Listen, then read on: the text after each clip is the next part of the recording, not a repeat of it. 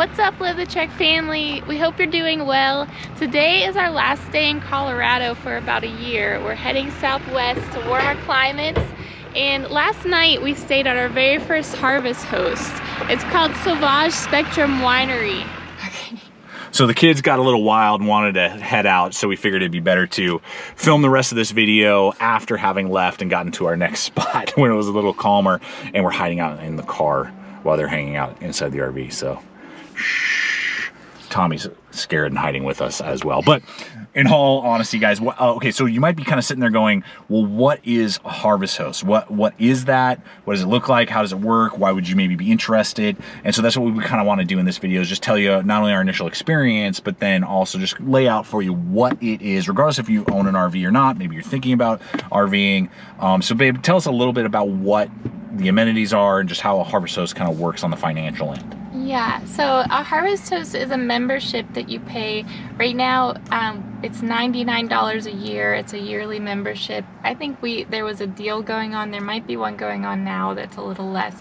But what it gives you access to is one night stay at over 2,300 locations all through the U.S. They're farms, breweries, wineries, golf courses. And that might be a little extra for that one, but basically you reserve a spot ahead of time, and you're allowed to stay there for 24 hours just for one night, and they encourage you to spend at least $20 at the spot just to give back to the place, because you're kind of getting a free night, but at the same time, the nice thing is you're actually getting something in return. So you're buying a meal or a drink or something, which is a nice thing. In our case, we went to the winery, we got some drinks, we got the kids some food after a long day of traveling.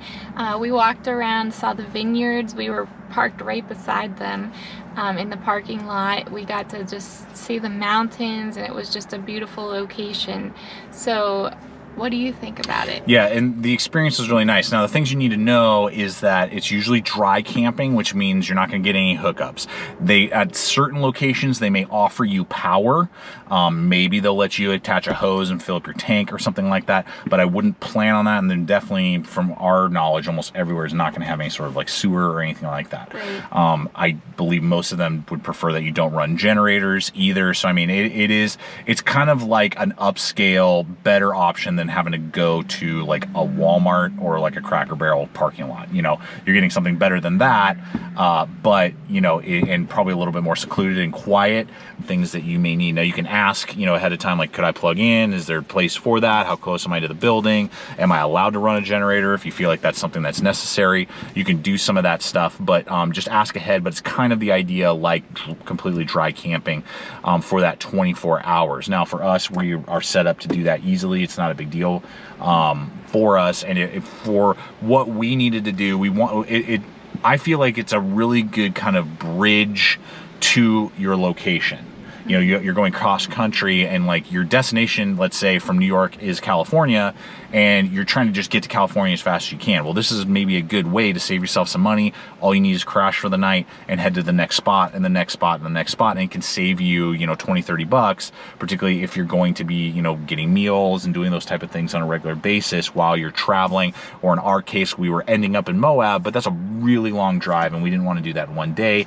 So this gave us a pause point, take a break, you know, get situated, and then head out the next day. And we got into Moab nice and early. So those, if you're going to view it in that way, or it's just kind of, I'm sure certain parts of the country it's better too, like Palisade and Grand Junction, they have, I don't know, like 10 wineries and, you know, like those type of restaurant kind of things in that little town. So you can hop around from day to day if you want to. You could spend 10 days in that town and stay at a bunch of harvest hosts, you know, and do it that way if you want to. So there are flexibility with that. If that's not really your thing, that's probably not for you. It's probably better just to spend your money elsewhere. Now, for us in this scenario, It was definitely a little busy. You know, cars were coming in and out. There were wine tours on bikes and stuff when we got there.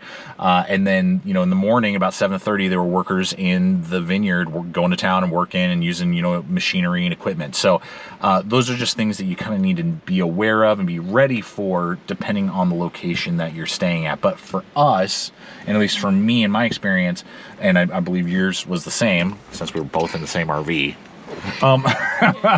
was that it was great. It was a good layover spot, and I would way rather do that than trying to find a parking spot in just some random, you know, like rest stop on the side of the road or at some Walmart parking lot or something like that. Some, you know, space out there in the middle of nowhere, just trying to get a spot for the night and then move on. You know, it's a great bridge to the next location. So I hope you learned a little bit about Harvest Host and if this is a good thing that you might want to purchase in the future. If you have any questions, leave them in the comments. We'll try to answer your questions, and we hope this video inspires you to get out there and create your own adventure and live the trek. We'll see you next time.